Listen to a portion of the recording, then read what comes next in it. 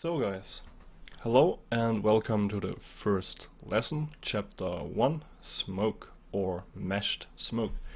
We will start with a simple creation of our source geometry. So we will need to place down a geometry node in our object level, and I will call it just geosmoke. That's of course fully up to you, and I will color it in black and make it round. And we need to source the smoke in our .NET or in our dynamic net, and we will need a source, of course.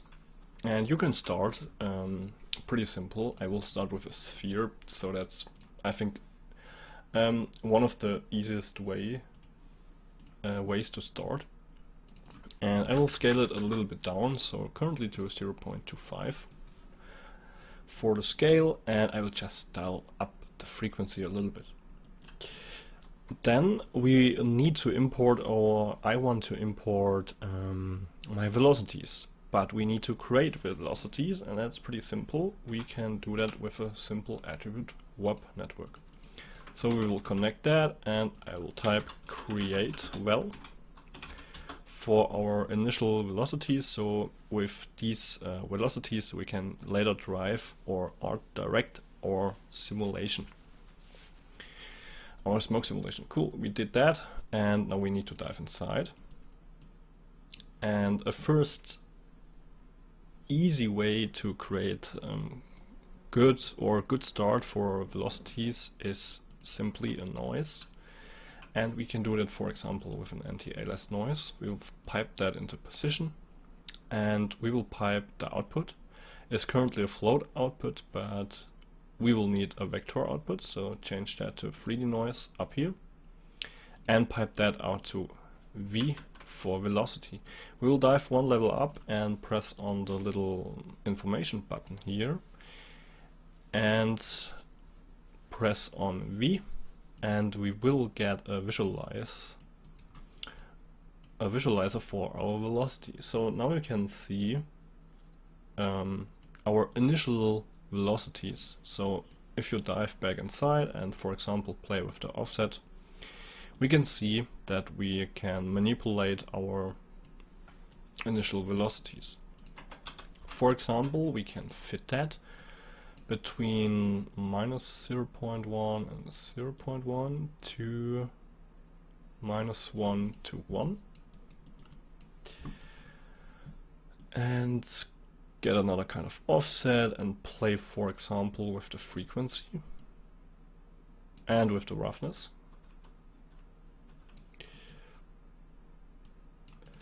So we did that, and I will leave it for that like this. So we got our first initial velocity setup, so that's pretty easy. Of course, you can do, for example, if you want a smoke that will rise up, or basically just will rise up, you can do it with a constant, and then pipe the constant into V for velocity, and use a free float vector and just type in 1 into the y-axis. That's of course fully up to you, but I will use a smoke to get a little bit more random or likely more organic distribution in our smoke simulation. So after that we set up our create velocity web. We will need to create a pyro source, so just say pyro source, and we will place that down. And on the pyro source node we will go on connect that, and we will type initialize, and we want to initialize smoke, or you can do burn, color and fuel. So that's fully up to you, but we only need a few of them. So we will initialize the smoke, and we will get density and temperature. But we will also need our velocities. So we can click on this little add another instance, and we will get another instance here, and this will be velocity. So we will automatically get the velocity inherited into our pirate source, and then we can later transform it or transfer it to our .NET. Cool, so we did that. So you can see now we've got here particles, and we've got a temperature attribute, a density attribute, and a v for velocity attribute. So now for the particle separation, I usually start with 0.05, and then we can dial higher resolution. We can dial it later in, of course. And after that, I want to place down a volume rasterize attribute. So just type in VRA, for example, and then volume rasterize attributes.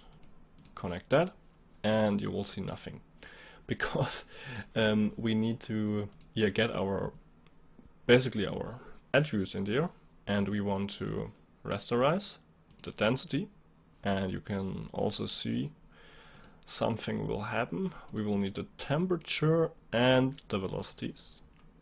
And now you can see we've got 3 voxel fields or volume fields, one with density, one with temperature, and one with V for the velocity.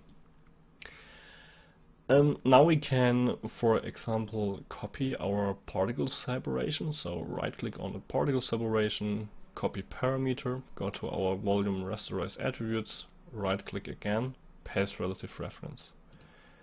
And of course we can play, for example, with the particle scale, or we can blur them a little bit. That's fully up to you. So we created this little chain here, and now the cool thing is we can, or not the cool thing is a kind of organizational thing, is I will type in source. So for bigger networks it will be easier to look, and we can see, oh, there's, for example, my in source.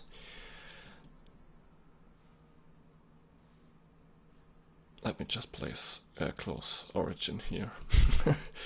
Okay, so we did that, and now we can start to create our .NET. So .network, and we will connect our in source to the first input, and for example we can call this sim smoke. Cool. We will dive inside, and we will only see one single node in here, because we will of course build that up from scratch. First, what we will need is a simple smoke solver. A smoke solver, where is it? Here. And we will connect that to the output. Then we will need, you can already see here, we will get this little warning icon and required object. So if you hover over, not enough sources specified. So we need to specify object, and this will be a smoke object. I will then rename that to smoke underscore object. Of course, again, fully up to you, or I will name it smoke underscore out. Then we will need a volume source, so we will then import our initial source that we created up here. So guys, now we placed our smoke object, but now we need to source our in-source object, of course, into the .network, and we will do that. So we will dive back inside, and we will need the last input here. If you hover with your mouse over, you can already see it's the sourcing input, and we will of course need this kind of input. We will place down a vellum source. That's what we need, and we will pipe that into the sourcing input. I will select this and go to source sync, and then go back to source smoke, and the volume source node will automatically set up here the data we need.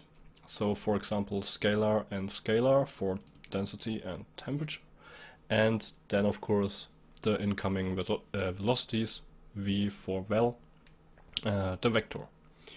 So we set that up But when we press play now, nothing will happen because we need to specify our input. And the input will be the first context geometry, so I will dive up and show you that again. And this is the first input, and we piped it into the first input here. Another kind of way what you can do, you can disconnect it and just get sub, press Shift W and drag and drop the in-source in here. So that's basically the same way of doing it. If you got, for example, multiple inputs and all 4 inputs are already full, you can do it with just the sub. But I will use first context geometry now and just pipe that in here. Okay, now we did that. And now when we press play, you can see we will source something, but the container limits are currently clamped, and to resolve this little issue, we need to place down a gas resize fluid dynamic node. And we will pipe that into the pre-solve, so basically into the second input. And that's basically already set up for us, but we will go on the max bound tab and we will disable clamp to maximum bounds. And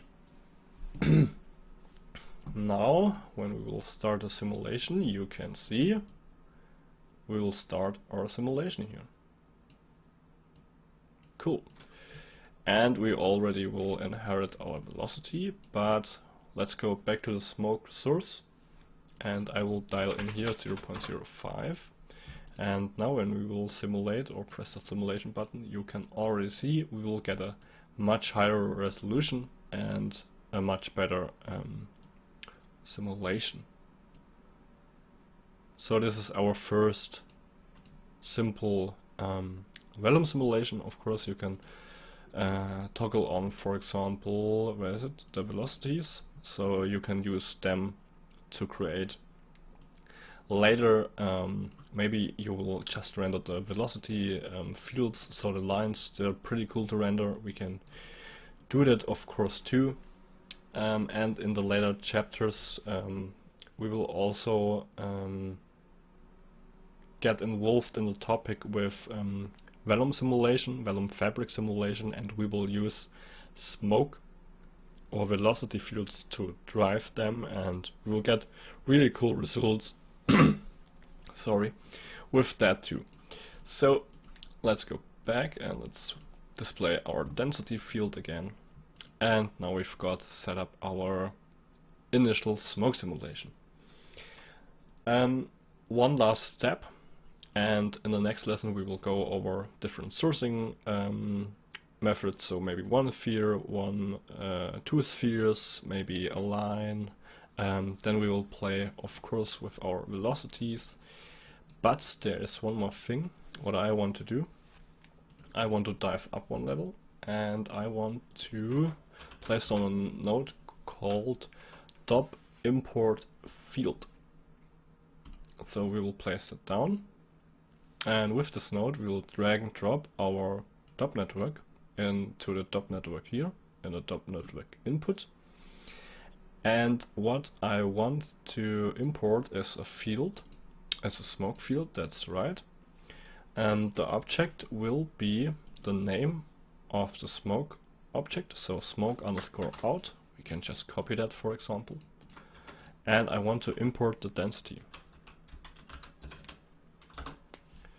And now you can see we successfully imported our density field through the stop import field.